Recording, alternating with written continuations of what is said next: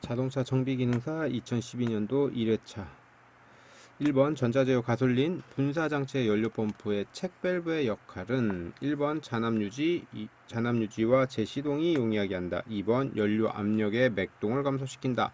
3번 연료가 막혔을 때 연료 압력을 조정한다. 4번 연료를 분사한다. 답은 1번입니다. 여기서 들어가는 책밸브는요, 한쪽 방향으로만 일방향으로만 흐르는 거를 얘기하게 되는 거고요. 여기서 말하는 연료펌프의 책밸브는 저희가 퓨얼 탱크가 있으면요, 퓨얼 탱크에서 연료 모터로 전달하고요. 연료 모터는 다시 인젝터 쪽으로 전달합니다. 그 다음에 인젝터 쪽에서 다시 리턴으로 돌아오게 되는 거죠. 보통 이런 형식을요, 인라인 형식이라고 합니다. 그 다음에 퓨얼 모터가, 연료 모터가 이제 연료 탱크 내부에 들어와 있다 그러면요, 탱크 형식이라고 하고요. 여기서 말하는 체크 밸브는요, 퓨얼 펌프 바로 앞쪽 부분에 이제 체크 밸브가 있고요. 체크 밸브는 이렇게 볼 타입으로 되어 있습니다. 그래서 이 볼 타입 보면요, 압력이 이렇게 화살표 방향으로 밀고 나갈 때는 이 볼을 밀고 연료가 나가고요. 그 다음에 요 압력이 해제가 되면요, 역으로 요쪽 연료 라인 쪽이죠. 연료 라인의 압력이 여기 다시 뒤로 밀면서 볼을 밀면서 이쪽을 막아버립니다. 그래서 이때는 일단 잔압을 유지합니다. 잔압을 유지하고 있다는 것은 압력이 여기는 형성되고 있다는 뜻인 거고요. 형성되어 있는 잔압은 다시 모터가 가동되는과 동시에 파스칼의 원리랑 이건 동일한 겁니다. 그래서 여기에서 압력이 바로 형성되면요, 요 끝에도 동일한 압력이 같이 발생이 되기 때문에요. 제 시동성이 좋아지게 되는 거고요.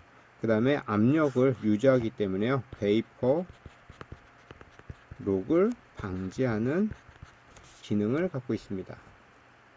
2번 다음 내연기관에 대한 내용으로 맞는 것은 1번 실린더의 이론적 발생 마력을 제동 마력이라고 한다. 2번 6실린더 엔진의 크랭크 축의 위상각을 90도다. 3번 베어링 스프레드는 피스톤 핀 저널 베어링을 조립 시 밀착되게 끼울 수 있다. 4번 DOHC 엔진의 밸브의 수는 16개이다. 답은 3번이죠. 그래서 1번은 실린더의 이론적 발생은 제동 마력이 아니라 지시 마력입니다. 지시 마력이라고 하고요. 6실린더 엔진의 크랭크 축의 위상각이죠. 위상각이라고 하는 건요, 이제 폭발되는 이제 각도를 얘기하는 겁니다. 그래서 저희가 폭발되는 거를 이렇게 한 사이클을 기준으로 보면요, 총 720도, 즉 크랭크 축이 720도 됐을 적에 한 사이클이 완료가 되는 거고요. 요때 6실린더면은 720도 나누기 6 하면은 120도, 90도가 아니라 120도의 위상각을 갖습니다. 그 다음에 DOHC 밸브의 밸브는 16개다. 만약에 요 앞에 4실린더 라는 단어가 들어갔으면은 이제 4번이 맞을 수가 있는데요. 몇 실린더인지 모르죠. 그렇기 때문에 밸브의 수는 저희가 결정할 수 있는 게 아니고요. 베어링 스프레드입니다. 베어링 스프레드는 베어링이 있으면은 밑에 베어링 하우징이 있으면요, 베어링을 이렇게 끼지 않았을 적에, 베어링을 위에다 이렇게 얹혔을 적에 여기 직경의 차이죠. 직경의 차이를 이제 스프레드라고 합니다. 그 다음에 베어링을 내가 끼웠을 적에 요 안에 이렇게 밀착되겠죠. 안에 쏙 들어가 있습니다. 이때 요 위에 나와 있는 조금 튀어나오는 거를 이제 크러쉬라고 합니다. 그 다음에 여기서 말하는 베어링 스프레드 부분, 베어링 스프레드는요, 베어링을 눌렀을 적에 여기 안착되는 거를 얘기합니다. 그 다음에 스프레드는 직경 차이, 이거는 이제 직경에 대한 차이, 크러쉬는 이제 둘레 차이라고 여러분들 알고 계시고 공부하시면 되겠죠. 3번 차 사이클 가솔린 엔진에서 최대 압력이 발생되는 시기는 언제인가? 배기행정 끝부분 피스톤 TDC 전후 10에서 15도 부근, 3번 압축행정 끝부분, 4번 동력행정에서 TDC 후 10에서 15도 부근. 답은 4번입니다. 그래서 일단 최대 압력이 발생하는 것이죠. 최대 압력이 발생하는 거고요. 요거는 연소실에서 피스톤이 있으면 여기서 폭발이 일어나게 되죠. 폭발이 일어나서 피스톤이 하강되는 시점, 즉 동력 행정 이후 10에서 15도 부근에서 이제 최대의 압력이 발생하는 거고요. 간혹 가다가 피스톤 최대 속도를 물어보는 경우도 있습니다. 피스톤의 최대 속도, 제일 빠른 속도가 나오는 것이 언제입니까? 라고 물어봅니다. 상사점 TDC와 BDC 구간에서는요, 속도가 0입니다. 속도가 0이고요. 상사점에서 내려오는 대략 90도, 그러니까 크랭크축 기준으로 보면요, 상사점 올라갔다가 하사점 내려오기 전, 즉 90도만큼 이동한 구간에서가 이제 최고 회전 속도가 최고 빠른 피스톤의 속도가 나온다. 4번 전자제어 엔진의 흡입 공기량 검출에서 사용되는 맵 센서 방식의 진공도가 크면 출력 전압값은 어떻게 되는가? 1번 낮아진다, 2번 높아진다, 3번 낮아졌다가 갑자기 높아진다, 4번 높아지다가 갑자기 낮아진다. 여러분들 이거 할 적에요, 뭔가 빠르게 흘러가거나요, 빠르게 흘러가거나 이제 진공도가 높거나 라고 했을 때 진공도가 낮거나, 그러니까 즉 대기압에 가까울 적에가 이제 전압값이 높아집니다. 근데 여기서는 진공도가 크다라는 거죠. 진공도가 크다라는 거는 스로틀 밸브가 이렇게 닫혀 있는 상태를 얘기한 겁니다. 닫혀 있는 상태를 얘기하는 거고요. 진공도가 크다, 즉 여기는 공회전 상태입니다. 공회전 상태에서는요, 전압값은 낮아진다라고 보시면 됩니다. 그 다음에 여기 진공도라는 단어가 나올 적에요, 저희는 이제 절대 압력과 계기 압력으로 일단 나눠집니다. 절대 압력은 저희가 이제 완전 밑에 있는 거를 0이라고 보고요. 그 다음에 계기 압력은 계기 압력일 때는요, 대기 압력이 0입니다. 그러니까 게이지로 측정했을 적에 게이지 압력이 0이고요. 여기서 말하는 진공도가 크다는 건요, 게이지 압력으로 진공이 발생했을 적에 요 밑으로 가면 갈수록 진공도가 크다, 위로 갈수록 진공도가 낮다라고 보는 겁니다. 5번 일정한 최적화의 연소가 일어나는 대표적인 가솔린 기관의 사이클은 1번 오토 사이클, 2번 디젤 사이클, 3번 사바테 사이클, 4번 고속 사이클. 답은 오토 사이클입니다. 그래서 일정한 최적화에서 연소가 일정한 최적화죠. 일정한 최적화는 오토 사이클이고, 일정한 압력은요, 디젤 사이클입니다. 그 다음에 일정한 최적과 일정한 압력이 발생하는 것은 사바테 사이클, 고속 사이클, 이거 두 개 같은 말입니다. 답은 1번. 6번 행정이 100mm고요. 회전수가 1500rpm인 4행정 사이클 가솔린 엔진의 평균 속도는 얼마인가요? 이거 피스톤의 평균 속도는요, S는 60분의 2NL입니다. 요거는 엔진 RPM이고요. 요거는 행정입니다. 요 2가 들어가는 건요, 피스톤이 왕복 운동을 할 적에 1rpm이라고 하죠. 그러니까 행정을 하나 주어줬는데 1rpm이니까 한번 내려왔다가 다시 올라가겠죠. 그래서 2 곱하기 행정이 나오는 거고요. 그 다음에 rpm을 곱해줍니다. 그 다음에 이 60은요, 여기서 하면은 미터 퍼 세크죠. 미터 퍼 세크입니다. 근데 rpm은 세크가 아니라, 이게 초가 아니라 분이죠. 분을 초로 바꿔주기 위해서 밑에 60이 들어가고요. 여러분들 이거 100ml를 할 적에 여기 미터, 즉 미리 단위를요, 미터 단위로만 바꿔주시면 됩니다. 그래서 여기서 보면은 S는 원래 60분의 2 곱하기 100ml 곱하기 회전수 1500rpm입니다. 근데 여기 미리죠. 미리를 미터로 곱해줘야, 미리를 미터로 바꿔야 되기 때문에 곱하기 1000을 해주시면은 5m/s 나옵니다. 7번 일반 디젤 기관의 분사 펌프의 최고 회전을 제어하며 과속을 방지하는 기구는 1번 타이머, 2번 조속기, 3번 세그먼트, 4번 피트 펌프. 답은 조속기. 그래서 최고 회전을 제어하며 과속을 방지한답니다. 그래서 여긴 또 디젤이라는 게 나왔죠. 디젤 RPM 제어는요, 연료 분사량으로 합니다. 그래서 조속기가 연료 분사량을 변화시킬 수 있는 거고요. 타이머는 분사 시기입니다. 세그먼트하고 피트부품은 여기서는 크게 상관이 없는 거고, 그래서 답은 2번. 8번 가솔린 기관의 노킹을 방지하는 방법으로 틀린 것은 1번 화염 진행거리를 단축시킨다. 2번 자연 착화 온도가 높은 연료를 사용한다. 3번 화염 전파 속도를 빠르게 하고 와류를 증가시킨다. 4번 냉각수 온도를 높여주고 흡기 온도를 높인다. 가솔린 기관이죠. 가솔린 기관은 불꽃 점화 방식입니다. 불꽃 점화 방식이기 때문에요. 불꽃 점화 방식이라는 거 일단 알고 계시면 되고요. 화염 전파 거리, 즉 화염 전파 거리, 내가 뭔가 이게 불꽃이 튀었을 적에 요 도달하는 거리죠. 이 거리가 짧아지면 짧아질수록 내가 가는 중에 다른 데서, 즉 이렇게 생긴 연소실에서 폭발이 일으켜서 화염이 쭉 퍼져나갈 적에 반대쪽에서 이렇게 나오는 시간이 주어지지 않게 하려면은 요 거리를 당연히 짧게 해야 될 거고요. 그 다음에 착화 온도가 높은, 그러니까 요건 불꽃 점화기 때문에요. 착화, 자연 착화 온도, 즉 디젤처럼 이제 스스로 불을 타는 겁니다. 불을 타는 온도가 높아야지 이제 노킹이 발생되지 않고요.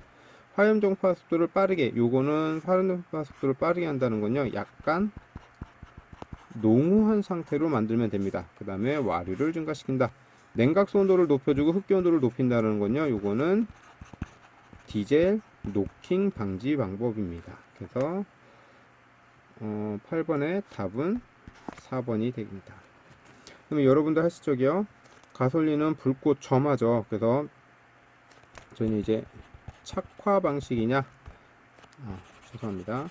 불꽃이 이제 인화, 그 다음에 연소, 착화 이렇게 나눠질 수가 있고요. 인화는 불을 직접 갖다 댔을 때, 내가 불을 갖다 댔을 때고요. 연소는 불이 계속 타 나가는 것을 얘기하고요. 착화는 스스로 불이 붙는 것을 얘기한 겁니다. 9번 디젤 기관에서 과급기를 사용하는 목적으로 틀린 것은 1번 엔진 출력을 증대된다. 2번 최적 효율이 작아진다. 3번 평균 유효 압력이 향상된다. 4번 회전력이 증가된다. 답은 4번이죠. 과급기를 사용한다는 건요, 터보차저입니다. 터보차저 또는 슈퍼차저를 사용해서요, 많은 공기, 많은 흡입 공기량을 증가시켜 주는 거죠. 근데 이제 최적 효율이 작아지는 게 아니라 최적 효율은 더 좋아질 거고요. 참고로 과급기를 사용하면서 이 최적 효율까지 같이 높이기 위해서는요, 과급기 플러스 인터쿨러를 사용을 해야지만이 최적 효율이 좋아집니다. 그래서 참고로 과급기만 사용하게 되면요, 이때는 이제 온도가 계속 높아지겠죠. 온도가 높아지면 동일 최적하에 이 안에 들어가는 분자들이 너무나도 다르기 때문에 분자가 이제 온도가 높을 때는 같은 최적하에 적게 분포가 되어 있고요. 이렇게 좀 적게 분포가 되어 있고요. 낮은 온도에서는요, 많이 분포가 됩니다. 그래서 최적 효율을 또 높이기 위해서는 반드시 인터쿨러까지 같이 사용을 해야 됩니다. 10번 이행정 사이클 기관에서 2회 폭발 행정을 하였다면 크랭크 축은 몇 회전 하는가? 1회전, 2회전, 3회전, 4회전. 답은 2번 2회전입니다. 이행정 사이클은 크랭크 축이 1회전, 즉 360도마다 한 번 폭발이 일어납니다. 그래서 두 번 폭발이니까 크랭크 축이 2회전. 11번 소형 자동차 엔진의 실린더 헤드를 대부분 알루미늄 합금으로 만드는 이유로 알맞는 것은 1번 가볍고 열 전달이 좋기 때문에, 2번 녹슬지 않기 때문에, 3번 추출에 비해서 열 팽창 개수가 작기 때문에, 4번 연소실 온도를 높여 최적 효율을 낮출 수 있기 때문에. 답은 1번 가볍고 열 전달이 좋기 때문에. 나머지는 크게 설명드릴 건 없을 것 같고요. 요거를 해야 되나? 녹슬지 않기 때문에 해서 요거 알루미늄은요, 알루미늄은 산화 반응입니다. 알루미늄 합금은요, 대부분 이제 산화 반응이라고 해서요, 하얀 가루를 끼는 겁니다. 그래서 녹슬지는 않긴 하는데요, 녹슬는 것 대신 이런 산화 반응이 발생이 될 수 있고요. 주철에 비해서 열 팽창 개수는 높습니다. 그 다음에 연소실 온도를 높이면은 안 됩니다. 열 전달을 빠르게 해서 연소실 온도를 낮춰서 최적 효율을 좋게 하기 위한 겁니다. 답은 1번.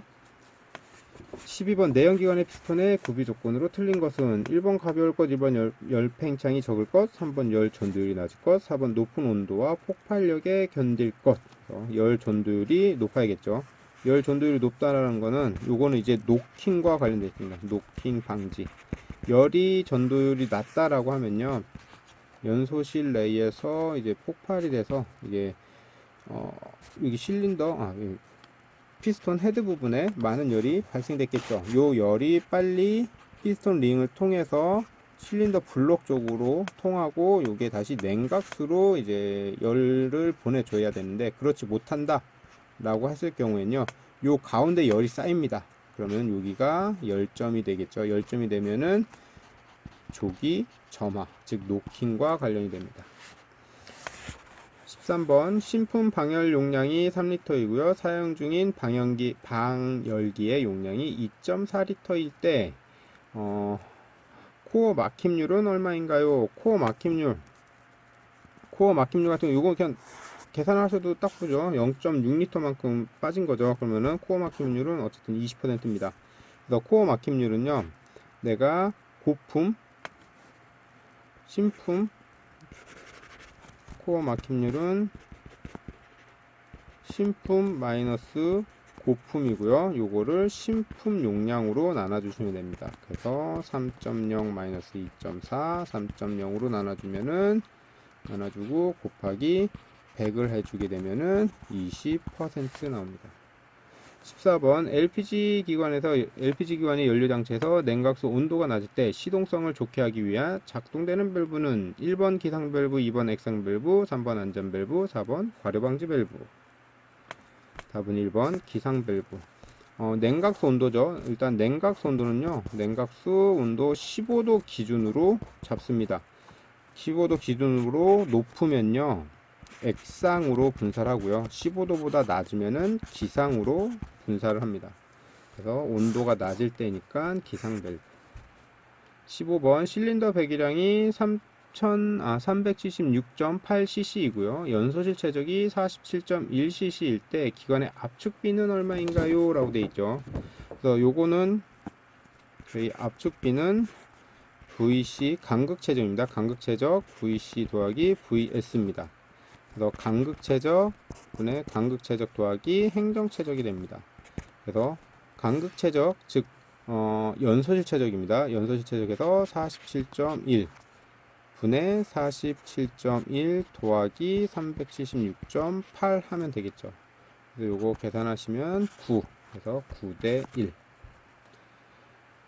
16번 3원 촉매장치에 대한 설명으로 거리가 먼 것은 CO와 HC는 산화되어 CO2와 H2O로 된다. 2번 낙스는 환원되어 N2와 O로 분리된다. 3번 유연 휘발유를 사용하면 촉매장치가 막힐 수 있다. 4번 차량을 밀거나 끌어서 시동하면 농후한 혼합기가 촉매장치 내에서 점화할 수 있다. 그래서 답은 2번. 낙스가 환원이 되면요, 이게 보통 이제 NOx에서 이제 산소를 떼내 가지고 N2와 산소라고 생각하시는데요. 이 산소는 떨어지면서 이제 CO2로 바뀝니다. CO2 그 다음에 또 추가로 바꾼다면 이제 O2 정도로 떨어집니다. 그래서 산소가 아니라 요거는 하게 되면 O2 또는 CO2로 보셔야 됩니다. 그래서 답은 2번. 17번 가솔린 연료에서 노크를 일으키기 어려운 성질인 내폭성을 나타내는 수치는 1번 옥탄가, 2번 점도, 3번 세탄가, 4번 베이퍼록. 답은 1번 옥탄가입니다. 세탄가는 디젤에 해당되는 거고요. 베이퍼록은 이제 연료, 요는 유체 내에 공기가 발생하는 것을 베이퍼록이라고 하죠. 18번 전자제어 기관에서 냉각수 온도 감지 센서의 반도체 소자로 맞는 것은 1번 NTC 저항체, 2번 제너 다이오드, 3번 발광 다이오드, 4번 앞전 소자. 답은 NTC 저항. 요거는 이제 보통 부특성 서미스터라고 합니다. 자동차에 들어가는 그 온도 센서가 뭡니까? 라고 물어보면요, 그냥 부특성 서미스터 또는 NTC 서미스터, NTC 저항체로 가시면 됩니다. 19번 자동차 기관의 윤활유의 구비 조건으로 틀린 것은 1번 온도 변화에 따른 점도 변화가 적을 것, 2번 열과 산에 대한 안정성이 있을 것, 3번 발화점 및 인화점이 낮을 것, 4번 카본 생성이 적으며 강인한 유막을 형성할 것. 그래서 답은 3번이죠. 발화점 및 인화점이 낮으면요, 요거는 연소실에서 이제 타서 이제 없어지게 되는 거죠. 그러니까 발화점 및 인화점은 높아야 된다라는 겁니다. 요거 말고 이제 추가적으로 이제 청정력이 있어야 되겠죠. 청정력이 있어야 될 거고요. 또다시 응고점도 낮아야 됩니다. 그 다음에 얘는 이제 비중과 점도는 적당해야 되고요. 그 다음에 기포 발생이 없어야 됩니다. 그 다음에 여기는 비중과 점도가 적당이잖아요. 여기 특히 비중은 적당인데 가끔 가다가 비중이 클 것이라는 거 나오는 게 가끔 가다 나올 거예요. 요거는요, 자동 변속기입니다. 자동 변속기 오일. 자동 변속기 오일을 얘기할 때는요, 비중이 클 것이 맞고요. 그 다음에 그 외에는요, 비중이 적당해야 됩니다. 20번 전자제어 가솔린 분사 장치의 특성으로 틀린 것은 1번 배기가스의 유해 성분이 감소된다. 2번 벤트리가 없기 때문에 공기 흐름 저항이 증가된다. 3번 냉각수 온도를 감지하여 냉간 시 시동성이 향상된다. 4번 엔진의 응답성이 좋다. 답은 2번. 벤트리가 없기 때문에 들어가는 통로에 뭐 걸리적거리는 게 없죠. 그래서 흐름 저항이 증가가 아니라 감소된다. 21번 자동차용 가솔린 연료의 물리적인 특성으로 틀린 것은 1번 인화점은 약 영하 40도 이하이다. 2번 비중은 약 0.65에서 0.75 정도이다. 3번 자연 발화점은 250도로서 경유에 비해 낮다. 4번 발열량은 11,000칼로리/kg으로 경유에 비해 높다. 그래서 여기서는 이제 틀린 거는 답은 3번. 그래서 요거는 이제 자연 발화점이죠. 자연 발화점 또는 착화점은요, 가솔린 같은 경우는 대략 한 550도 정도로 봅니다. 그 다음에 디젤 같은 경우가 보통 450에서 350도 정도로 보고 있고요. 22번 배기가스 재순환 장치 EGR 설명으로 틀린 것은 1번 가속 성능의 향상을 위해서 급가속 시에는 차단된다. 2번 동력 행정 시 연소 온도가 낮아지게 된다. 3번 질소산화물 양은 현저하게 증가한다. 4번 탄화수소의 일산화탄소량은 저감되지 않는다. 답은 3번. 현저하게 감소된다. EGR은요, 배기가스는 연소실에서 나온 이 배기가스가요, 다시 돌려서 흡기 쪽으로 돌아갑니다. 요 안에 EGR 시스템이 들어가고요. 요 EGR 시스템은요, 배기가스를 다시 흡기 쪽으로 가면서요, 여기에 있는 연소실의 온도를 낮춰서 락스를 저감하는 방식입니다. 23번 기관 작동 중 냉각수의 온도가 83도를 나타낼 적에 절대 온도는 얼마인가요? 그죠. 요거 절대 온도 같은 경우는 저희는 이제 273 켈빈이라고 합니다. 273 켈빈이라고 하죠. 그러니까 여기는 절대 온도니까요. 요 때는요, 273 더하기 83 해주면 됩니다. 그래서 356 켈빈입니다. 그 다음에 이제 여러분들 요거 말고 이제 도씨를 화씨로 바꾸는 거, 화씨를 도씨로 바꾸는 거 할 적에요. 도씨를 화씨로 바꾼다 라고 했었거든요. 화씨는 1.8 도씨, 1.8 곱하기 도씨입니다. 1.8 곱하기 도씨 더하기 32가 되는 거고요. 화씨를 도씨로 바꾼다 라고 하면요, 화씨 마이너스 32 그 다음에 이거를 1.8로 나눠주면 됩니다. 요 공식이 왜 나오는지는 저희가 다음에 요거 좀 기회 되면은 요거는 뭐 따로 한 번 더 설명드리도록 할게요. 24번 전자제어 현가장치 ECS에서 각 쇼업셔버에 장착되어 컨트롤 로드를 회전시켜 오일 통로가 변하면 하드 소프트로 감쇄력을 제어하게 하는 것은 1번 ECS 지시 패널, 2번 액추에이터, 3번 스위치 로드, 4번 차고 센서. 감쇄력 제어 기능이죠. 요거는 액추에이터가 하고 있습니다. 25번 물이 고여 있는 도로 주행 시 하이드로닉 플래닉 현상을 방지하기 위한 방법으로 틀린 것은 1번 저속 운전한다, 2번 트레드 마모가 적은 타이어들을 사용한다, 3번 타이어 공기압을 낮춘다, 4번 리브형 패턴을 사용한다. 답은 3번 이거 타이어 공기압을 낮추는 게 아니라 높입니다. 리브형은요 타이어 방향과 동일한 것을 얘기하는 거고요. 러브형은 직각 방향을 얘기한 겁니다. 그래서 요거는 견인력을 증가시키기 위한 거고요. 일단 하이드로닉 플래닉을 방지하는 거는 리브형 패턴을 갖고 있습니다.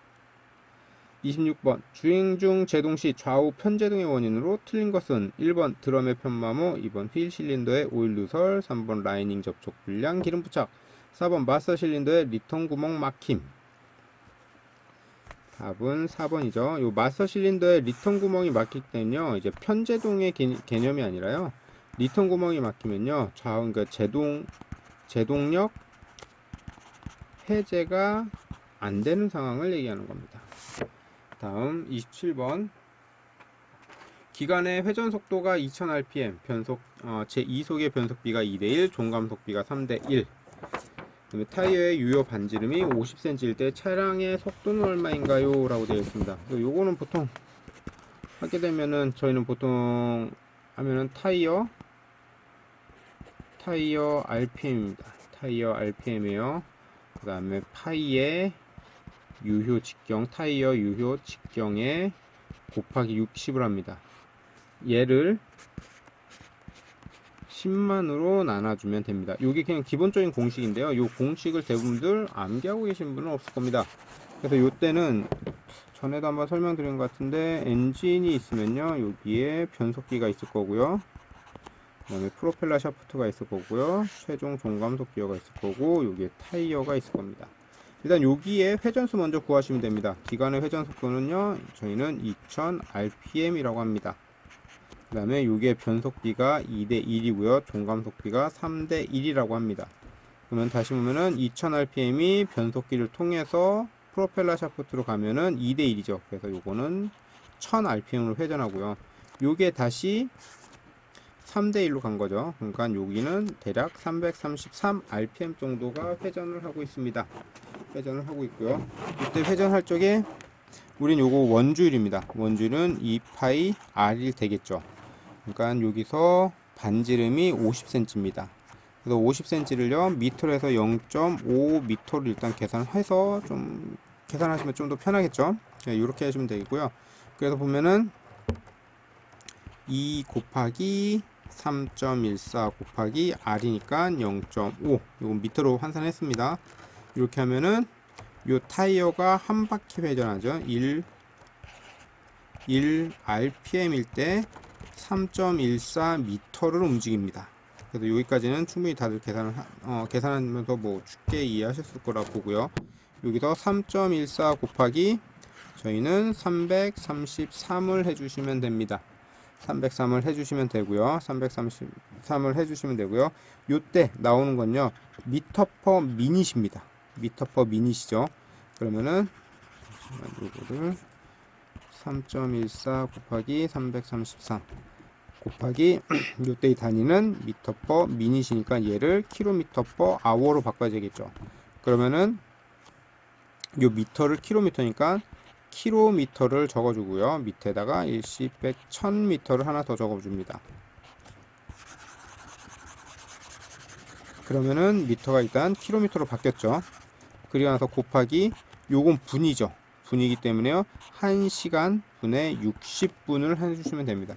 이 상태에서 아마 계산을 하시면 되고요. 이렇게 해서 계산하시면은 62.8kg가 나올 겁니다. 유압식 브레이크의 원리는 어디에 근거를 두고 있는가? 1번 브레이크액의 높이는 높은 비등점, 2번 브레이크액은 높은 흡수성, 3번 밀폐된 액체의 일부에 작용하는 압력은 모든 방향에 동일하게 작용한다. 4번 브레이크액은 작용하는 압력을 분산시킨다. 답은 3번이죠. 3번은 요건 지금 파스칼의 원리입니다. 밀폐된 액체니까요. 파스칼의 원리는 다들 요런 그림 나오죠. 그래서 여기 밀폐시키고요. 여기서 압력을 누릅니다. 그럼 P2의 압력과 동일한 거고요. 요때는 이제 P1 그 단면적 분에 나오는 거고요. 여기서 얘기하는 건요. 내가 P1을 눌렀을 때 요 점, 그러니까 A점에서 발생한 압력과요 반대편 B점에서 발생하는 압력은 동일하다입니다. 왜? 여기는 밀폐되어 있는 유체이기 때문에. 29번 동력 전달 장치에서 동력 전달의 각도 변화를 가능하게 하는 이음은 1번 슬립 이음, 2번 스플라인 이음, 3번 플랜지 이음, 4번 자재 이음. 각도 변화니까 자재 이음입니다. 길이 변화는 슬립 이음이 길이 변화입니다. 30번 자동차가 선회할 때 차체의 좌우 진동을 억제하고 롤링을 감소시키는 것은 1번 스테빌라이저, 2번 격판 스프링, 3번 타이로드, 4번 킹핀. 답은 스테빌라이저입니다. 요거는 저희 스프링 강 있죠. 스프링을 이거 일자로 쭉 펴놔서 좌측과 우측을 잡는 겁니다. 그래서 이건 탄성에 의해서 진동을 억제하는 것 또는 롤링을 억제하는 건 스테빌라이저. 31번 전자제어 동력 조향 장치의 요구 조건이 아닌 것은 1번 저속 시 조향 휠의 조작력이 적을 것, 2번 고속 시 복원 반력이 감소할 것, 3번 긴급 조향 시 신속하고 조향 반응이 보장될 것, 4번 직진 안정감과 미세 조향이 감각이 보장될 것. 답은 2번. 고속 주행 시 복원 방력이 감소할 거에서 감소하게 되면은 이게 너무 빨리 돌아가거나 하는 이런 문제가 발생되기 때문에요. 일단 1번, 2번 가시면 되고요. 혹시 내 2번이 잘 모르겠다라고 하면요. 일단 저속 시에는요. 조향 휠의 조작력이 요거는 이제 유턴 같은 거 또는 저속으로 운전할 적에 스티어링 휠이 무거우면은 되게 조작하는데 힘들잖아요. 그래서 고속 시에는 조작력이 커야 되겠죠. 근데 긴급 조향 시에는 당연히 신속하게 조향이 돼야 됩니다. 그 다음에 직진 안정성과 미세 조향이 어쨌든 돼야 되는 거죠. 내가 2번을 잘 몰라도 1번, 3번, 4번이 맞다라는 건 아실 겁니다. 32번 자동차가 1.5km 언덕을 올라가는데 10분 내려오는데 5분이 걸렸다면 평균 속도는 얼마인가요? 라고 되어 있습니다. 요것도 보면은 여기 킬로미터인데 여기는 분으로 했죠. 근데 우리가 답을 찾아내는 건 킬로미터 per hour에 됩니다. 그래서 자동차가 1.5km 요거 보통 좀 실수하실 쪽에 1.5km에 언덕을 올라가는데 10분이 걸렸습니다. 그 다음에 내려오는데 또다시 5분이 걸렸습니다. 그럼 우리는 총 이동한 거리는요 3.0km를 움직인 겁니다. 그럼 몇 분이 걸렸죠? 총 15분이 걸린 겁니다. 그럼 요 분을 아우어로만 바꿔주면 되겠죠. 그럼 곱하기 60분의 1시간을 해주시면 됩니다. 그럼 분 빠지고 킬로미터 퍼 아워가 나오죠. 킬로미터 퍼 아워가 나옵니다. 그래서 이걸로 계산을 하시면은 답은 12km per hour 2번 나오겠죠. 33번 전자제어 제동장치의 구성 요소가 아닌 것은 1번 휠 스피드 센서, 2번 전자제어 유닛, 3번 하이드롤릭 컨트롤 유닛, 4번 각속도 센서. 답은 4번 각속도 센서. 요 각속도 센서는 이제 스티어링 시스템 쪽이나요? 아니면 또 ECS 쪽에 들어갑니다.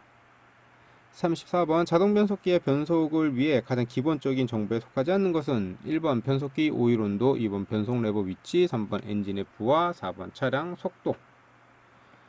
답은 오일 온도입니다.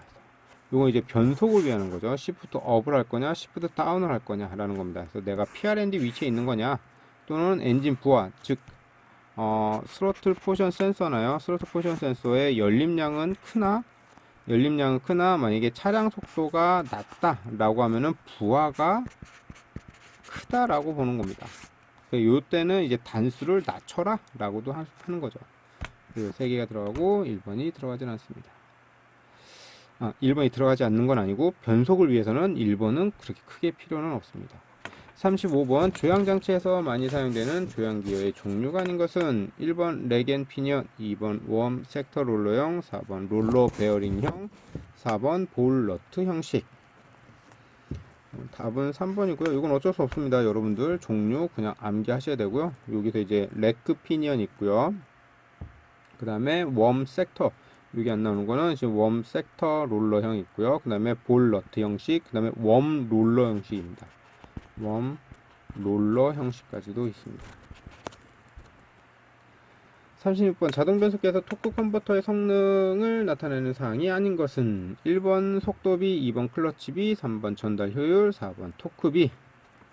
답은 클러치비입니다. 그래서 토크 컨버터 성능을 나타낼 때는요, 보통 이렇게입니다. 토크비가 나오고요, 속도비가 나오고, 이쪽 부분은 이제 효율로 나옵니다. 그래서 토크비가 나가고요, 그 다음에 이렇게 해서 속도비도 나가고요. 여기 그 효율 나오는 게 있고요. 그 다음에 이렇게 해서 1대1 되는 지점 부분들이죠. 그래서 이런 그래프는 여러분들 이제 충분히 보셨을 거고요. 이게 이제 클러치 B는 없습니다.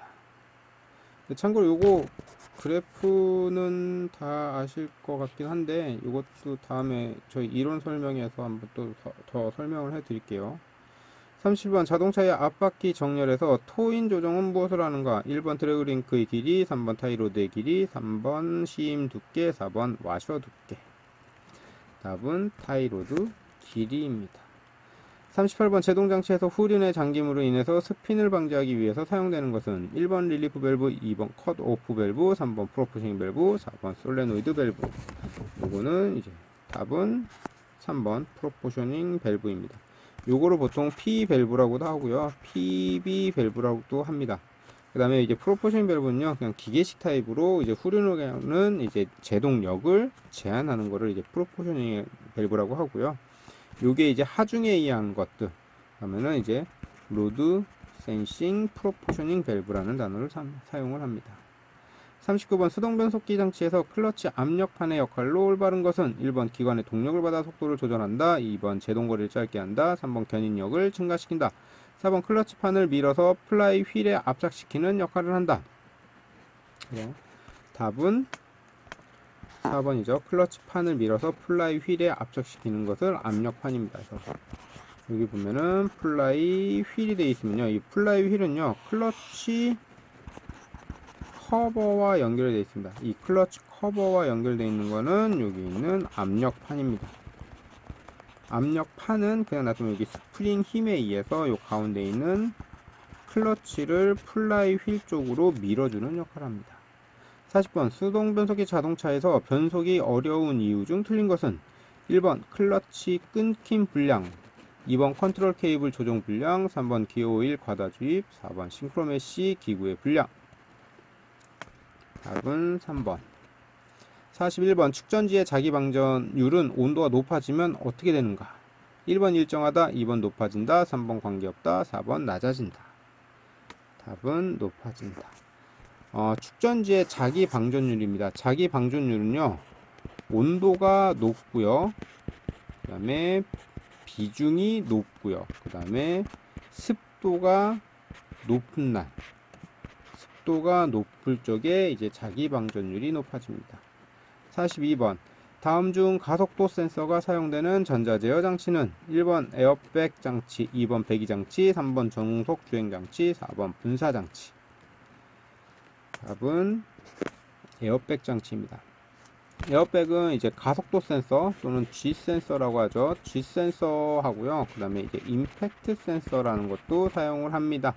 그래서 얘네들은 이제 충격이 가해졌을 때 또는 차량이 전복됐을 때 해당 신호를 이제 사용을 합니다. 43번 전자제어 에어컨 장치 FATC에서 컨트롤 유닛을 제어하지 않는 것은 1번 히터 밸브, 3번 송풍기 속도, 3번 컴프레셔, 클러치, 4번 리시버 드라이어. 답은 리시버 드라이어입니다. 리시버 드라이어는 요거는 뭐 전기장치 쪽이 들어가지는 않고요. 얘는 그냥 저장하는 기능, 또는 수분 제거하는 기능, 또는 사이트 글라스에 있어서 이제 냉매가 흐르는지를 보는 거를 이제 리시버 드라이어에서 하는 거죠. 일단 컴프레셔 클러치 같은 경우는 내가 급가속했을 적에 에어컨을 오프 시키는 거, 그 다음에 FATC에서 받아서 이제 속도를 조절하는 것 등을 이제 FATC에서는 다 진행을 하고요. 44번 자동차용으로 주로 사용되는 발전기는 1번 단상교류, 2번 Y상 직류, 3번 삼상교류, 4번 삼상 직류. 답은 3번 삼상교류. 45번 반도체 소재 중 광센서가 아닌 것은 1번 발광다이오드, 2번 포토 트랜지스터, 3번 CDS 광전소자, 4번 노크 센서. 답은 노크 센서. 요거 노크 센서는 앞전 소자죠. 앞전 소자로 노킹을 감지합니다. 노킹을 감지하는 역할을 합니다. 46번 기동전동기의 크랭킹 회로에 대한 내용으로 틀린 것은 1번 B단자까지의 배선은 굵은 것을 사용해야 된다. 2번 B단자와 ST단자를 연결해주는 것은 점화 스위치이다. 3번 B단자와 M단자를 연결해주는 것은 마그네틱 스위치이다. 4번 축전지의 접지가 좋지 않더라도 플러스선의 접촉이 좋으면 작동엔 지장이 없다. 틀린 거는 플러스죠. 접지가 좋지 않더라. 플러스 선이 좋지 안 좋다라고 하면요, 뭐가 됐던 간에 저항이 증가하게 되면요 작동에 문제가 있습니다. 저항이 증가한다는 건요, 저희가 예를 들어서 플러스 마이너스에서 와서 한 군데에 저항만 있어서 전기가 12V 전기가 공급된다 하면 한 곳에서만 12V를 다 사용을 해야 되는데요, 혹시라도 여기 저항이 증가한다, 어딘가가 저항이 걸렸다 라고 하면요, 12V가 들어가면요 저항이죠. 그러면 요거 합성 저항으로 해서 계산하시면요, 일부 12V가 이쪽 새로 생긴 저항 쪽에 이제 전압 뺏기게 되면은 얘는 이제 출력이 나쁘게 됩니다. 47번 엔드 게이트 회로에서 A, B, C, D의 각각 입력으로 A에 1, B에 1, C에 1, D에 1이 들어갔을 때 출력 X는 얼마인가요?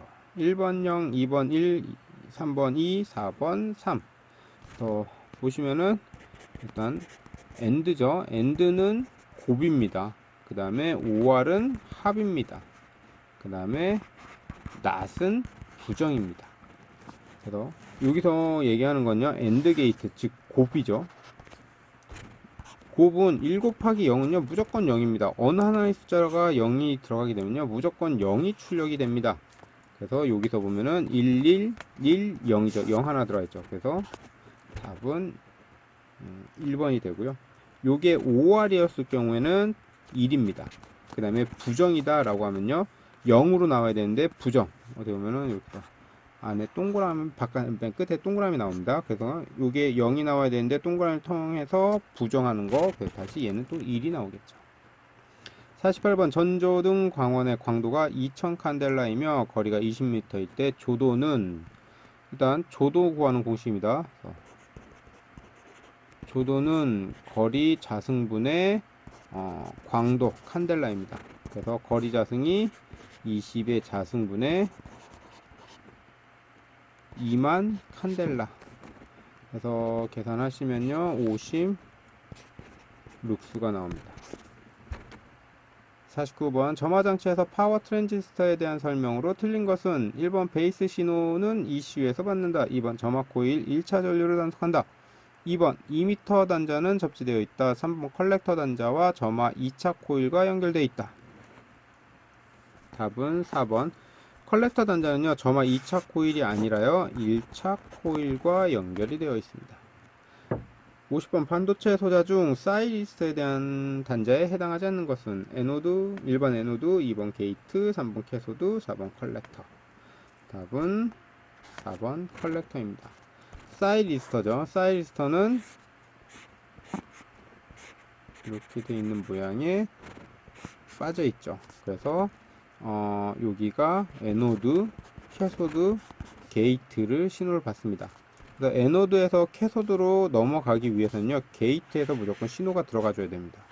그때 에노드에서 게이트로 가고요, 이때 게이트에서 신호를 제거해도요 에노드에서 이게 전이차가 0이 되지 않는 이상은 계속 흘러갑니다. 계속 흘러가다가 얘가 0이 된다 라고 하면 그때서 끊어지게 되는 걸 얘기합니다. 그 다음에 51번 리베디움 작업을 할 때 유의사항으로 거리가 먼 것은 1번 알맞은 리벳을 사용한다. 2번 간극이 있을 때는 두 일감 사이에 여유 공간을 두고 리베디움을 한다.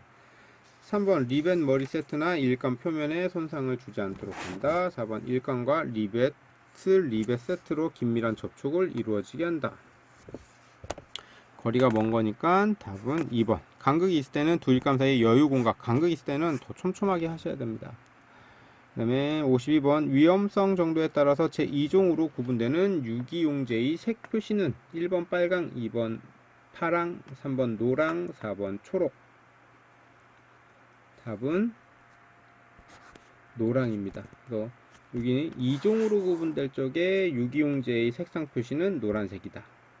53번 공기 압축기 안전장치 중 규정값 이상에 달하면 작동하여 공기를 배출시키는 것은 1번 배수 체크, 2번 체크 밸브, 3번 압력계, 4번 안전 밸브. 그래서 답은 4번 안전 밸브입니다. 요거 밸브 할 적에요. 공기 압축기니까 저희 여기에 이제 압축기 하나 들어가죠.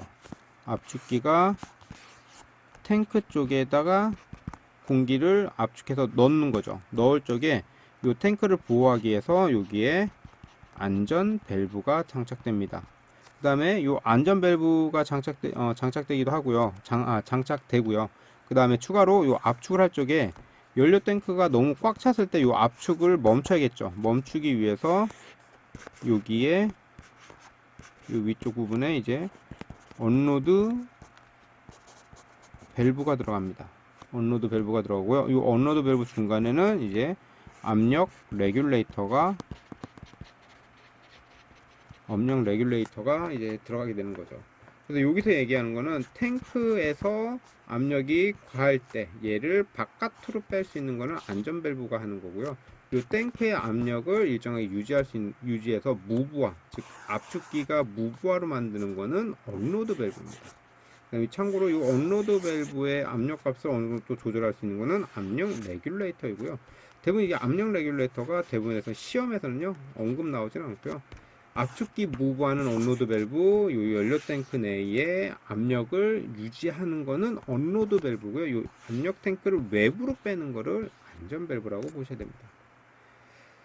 54번 전기기계나 기구에 노출된 충전부의 직접 접촉에 의해서 감전 방지책이 아닌 것은 1번 충전부가 노출되지 않도록 한다. 2번 충전부에 방호막 또는 절연 덮개를 설치한다. 3번 발전소, 변전소 및 개폐소의 관계 근로자와 외 출입을 금지한다. 4번 작업장 바닥을 절연 처리와 절연물 마감 처리를 한다.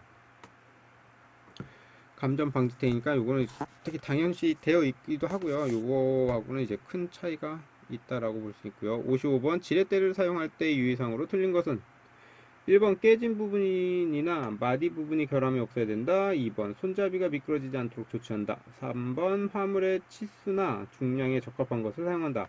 4번 파이프를 철제 대신에 사용한다. 답은 4번. 56번 자동차 에어컨 가스 냉매 용기의 취급사항으로 틀린 것은 1번 냉매 용기는 직사광선이 비치는 곳에서 방치하지 않는다. 2번 냉매 용기의 보호 캡을 항상 씌워둔다. 3번 냉매가 피부에 직접 접촉되지 않도록 한다. 4번 냉매 충전 시에는 냉매 용기에 완전히 채우도록 한다.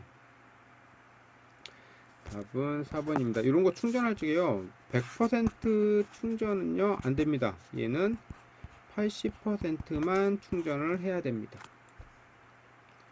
57번 압축압력계를 사용하여 실린더 압축압력을 점검할 때 안전 및 유의사항으로 틀린 것은 1번 기관을 시동하여 정상 온도가 된 후에 시동을 건 상태에서 점검한다.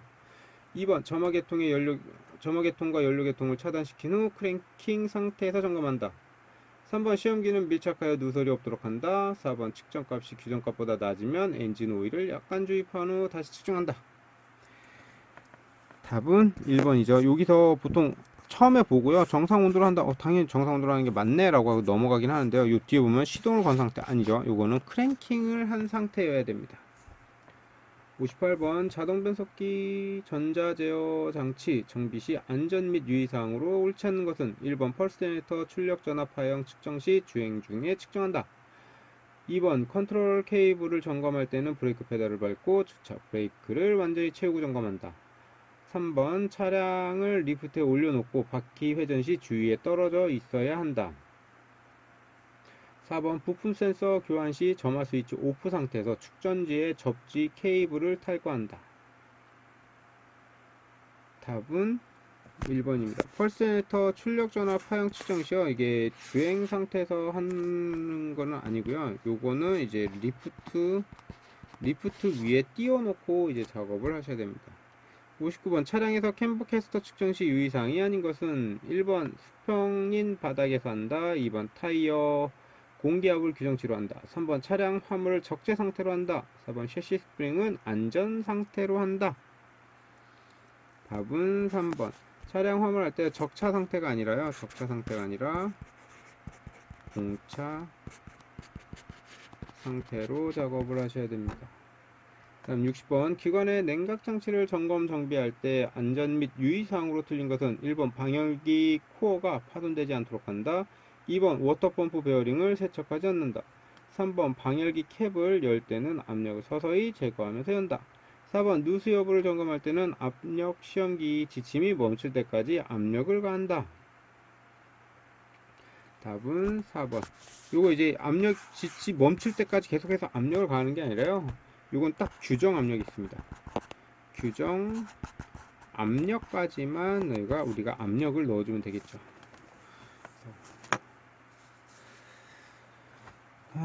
문제풀이는 여기서 마치도록 하겠습니다.